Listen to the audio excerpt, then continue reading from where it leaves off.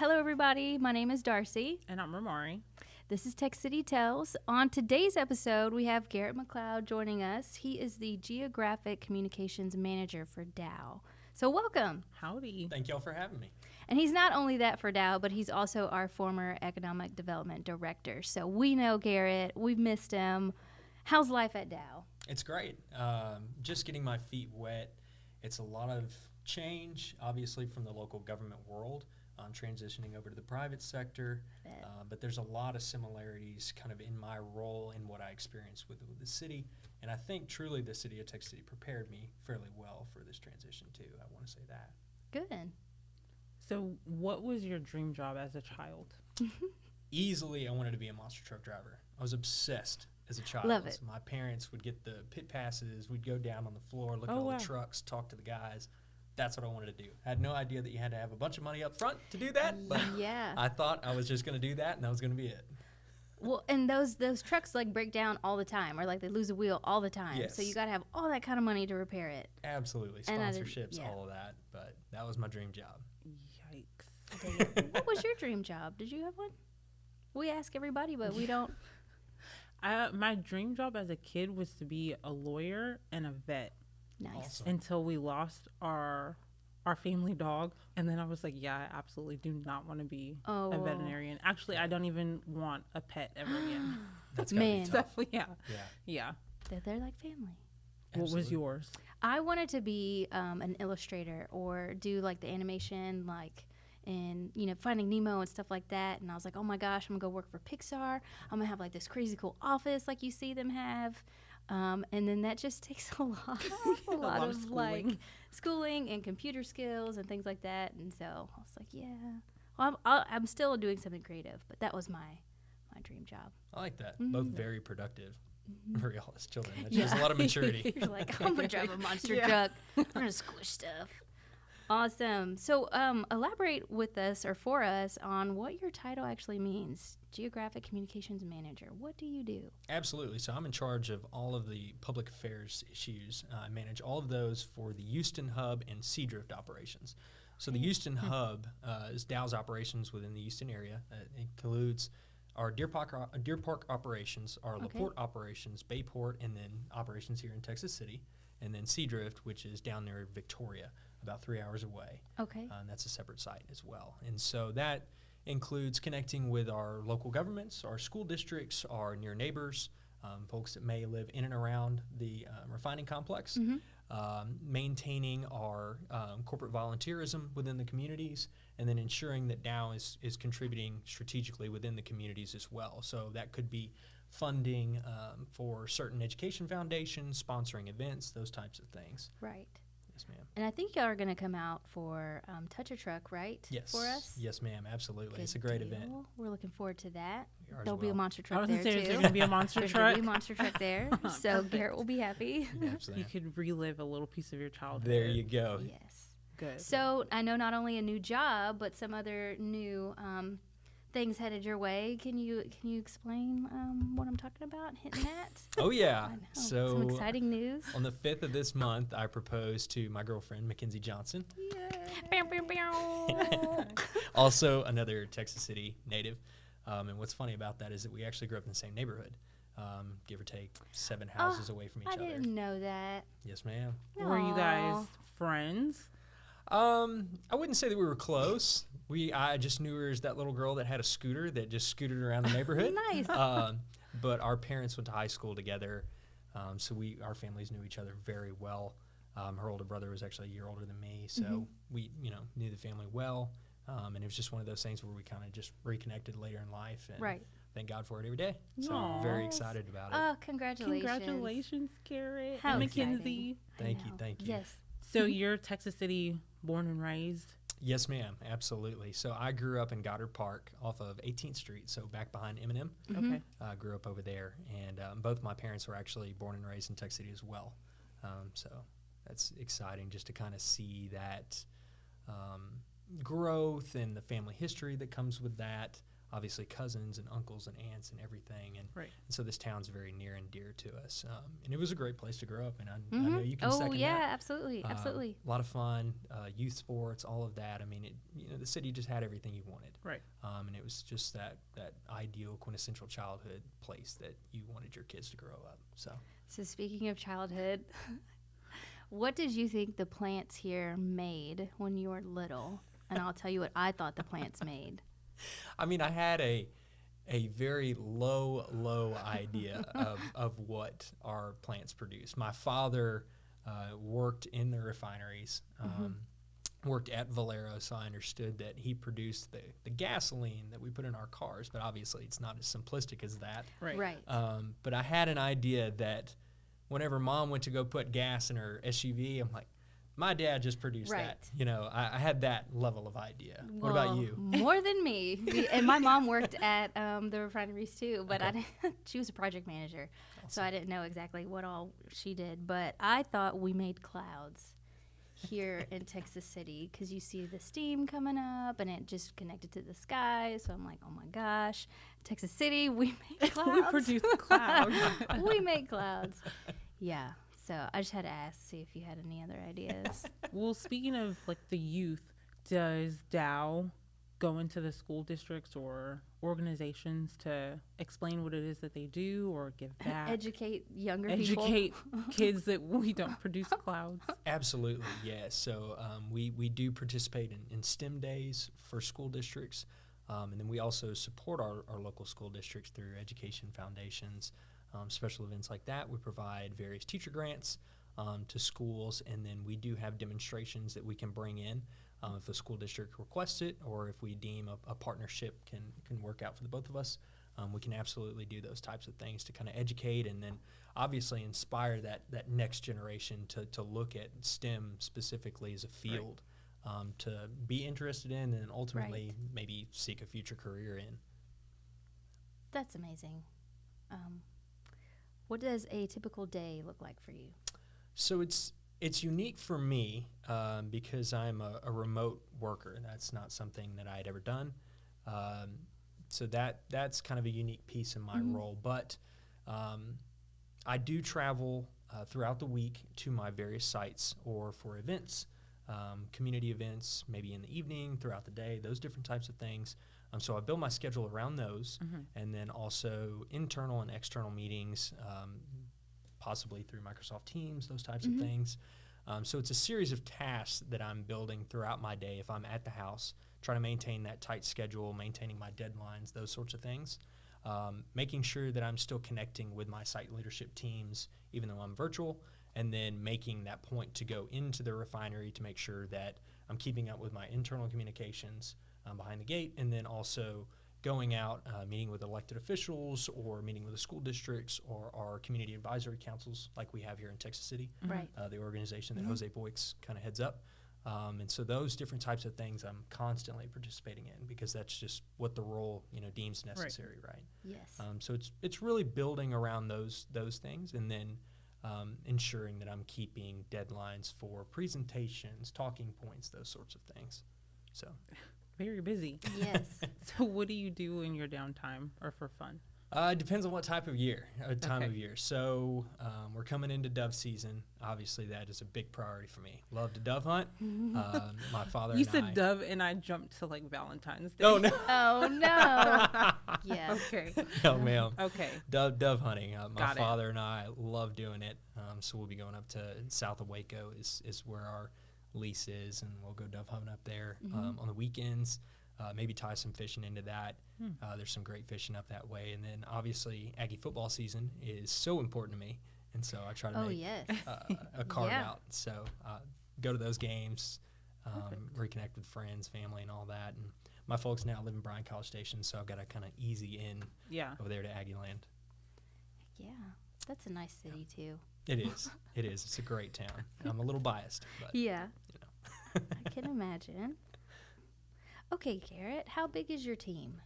So our team is consisted of 15 members, and that comprises of all of our Gulf Coast sites, and then a few other members that focus specifically on social media and communications, and then the foundation piece, where we donate to various school districts, nonprofits, those types of things. But we do have sites and folks that are responsible for the sites in St. Charles, Plaquemine, our Sabine River operations, which is in Orange, our Texas operations, which is down in Lake Jackson, Freeport area, Okay. and then the two that I have here, the Houston Hub and the Seadrift side as well. Man, So y'all are very well connected. we are. Yes. We've got a great team. So, what advice would you give to someone that was starting out in your same career? It's not about a specific trajectory, in my opinion. I feel that, and I was guilty of this as well, being young and out of school, putting a lot of pressure on myself, trying to figure out this path that I wanted to follow. Right. Not everybody follows the traditional path that you're always told, right? Exactly. And nothing against people that do or people that provide that as an advice, but it doesn't always work for everyone. So just because you start out in a job or a role and then you're thinking about something else, there's nothing wrong with that. Just because it's different doesn't mean that your experiences are not applicable to the position that you're seeking or you're striving towards, right? So it's about gaining as much experience as you can, trying to be a well-rounded individual. You don't have to be a technical expert in every single field, but what I would recommend is trying to become more of a well-rounded individual, and then also relationships are critically important. So through mentorships, or if it's just connecting with community partners, those sorts of things. I mean, I know well and good that the relationships that I had in Texas City are going to carry me forever, whether that's through the school district or through elected officials or small business owners. You never know how you can support one another. And so that's I know that's kind of here, there, and everywhere, but you do not have to take the traditional path of go to school, get a degree, go to grad school if you want to, and then just work your way up a certain ladder. It can be a little bit more fluid than that. And honestly, it's not a bad thing, right? Right. It makes you a more well-rounded individual, I feel like. And those experiences you can't pay for sometimes. And so I would say don't ever get discouraged if you're not following a trajectory like some of your friends or your family members. Do your own thing. Strive to goals that you set out for yourself and focus on those. And do not worry about the rest. It will fall into place, but as long as you keep a positive attitude and you're really goal-driven, you can accomplish anything, truly. Yeah. That's really good advice. It is. I was listening, and you'd said relationships are very important. Yes. And I feel like, especially with your role now, but when you were our economic development director, public speaking and engaging in different types of conversations with multiple people, that's not always easy for people to do. Do you have any advice on how to get people to maybe break out of your shell? Is there something that you did that helped you do that? Something I think that worked for me, and it may not for everyone, but I had served in Trinity Episcopal Church in Galveston. And as part of that, I was responsible for helping our rector throughout the service, but then also reading from the gospel. And so that is requiring a young individual, and I think the first time I did it was maybe 6th or 7th grade. Right. But that can be intimidating, especially if it's in a larger building, because you have the optics of that and in that venue. And then also you realize that you're speaking to people that are in their 40s to 80s. So people that have been around the block, have lived a longer life, shared more experiences than you ever have. And that worked for me because there was the mental aspect of conquering that piece, right? And I feel like that's kind of the biggest hurdle. But there's different ways to do it. I mean, you can do it in your school district, through National Honor Society or Interact Club or different things like that. Those all require speaking engagements, right? Or if you're an athlete, there's different opportunities to speak to your teammates. Any time that you can kind of get that face time in front of a larger group, I think that's crucial. And then also if you're an adult and you want to further your career and it requires speaking engagements, public speaking, Toastmasters is a fantastic organization. I know the Chamber supports them. That's a great one because you're connecting with folks within your community, within sort of the similar social circles, and getting out of your comfort zone and speaking and ensuring that you're polished, you're delivering a message the way you want it to be, And then Right. that way you can go into those public engagements very Right. confident. I think that's important, and I think that's a skill that it doesn't come easily to a lot of people. Some people it does, and some people it doesn't. And so I just thank you for your answer. 'Cause Yeah. I wanted to see how you conquered that, because it doesn't I seem to don't know, phase I you. don't know Yeah. about conquering that, but You know, and I got to read. I was a lector for our Catholic church okay. for several years, so I know exactly what you're talking about. Awesome. You look out on the crowd, and you're like, Yes, oh ma'am. my gosh. But yeah, you're right. It's a good starting place. It is. It is. So what is your ultimate goal in life? Ultimate goal in life, kind of twofold. Okay. Community and family are two big items in my life, two high priorities, if you will, right? So I ultimately I want to not blend the two, but set those as two ultimate goals. So as I develop in my life and grow a family and those sorts of things, I want to maintain the relationships within the community that I reside in and work in, continue to be a pillar, try and lead when necessary and those sorts of things. And then it's just a passion of mine. Ultimately, I'd like to get into local politics. I think, in my opinion, this is just mine, you can make a significant difference at the local level. I mean, we see it Yeah. with Mayor Johnson, the Right. fantastic things that he's able to do, right, at the local level and make an impact in the community that he lived in, he loves. It's second to none, in my opinion. And so I respect that highly. I always have. I've interacted with a lot of local politicians. And that doesn't have to be at the city level. That could be at the county level. That could be with a school board. That could be with your central appraisal district, anything. But I think it's a positive thing to serve your local communities, and it's a good way to make an impact. And so that's my goal, is to do that and then continue to try to lead and be a pillar within the community that I reside and conduct business in. Just because I think that's critically important, and that's a good way to give back, right? Right. Especially to places that give so much to you without you Yes. realizing it. Right. And I think y'all see it working for city government, Yeah. is that people don't realize how much municipalities contribute to It's everyone's true. everyday lives. Everyday life. Yes. Right. We just, I wouldn't say take it for granted. It's just one of those things that's in the back of everyone's mind. And so that's an ultimate goal for me, is to try to contribute back to that and give back. Those are That's excellent. great goals. Yeah. Very respectable. You're going to be an amazing politician. Got my vote. Yes. Thank you. You're welcome. So, segue, what is your hidden talent? Ooh, that's tough. I was a lot better a few years ago, Okay. but I'm a pretty good ice skater.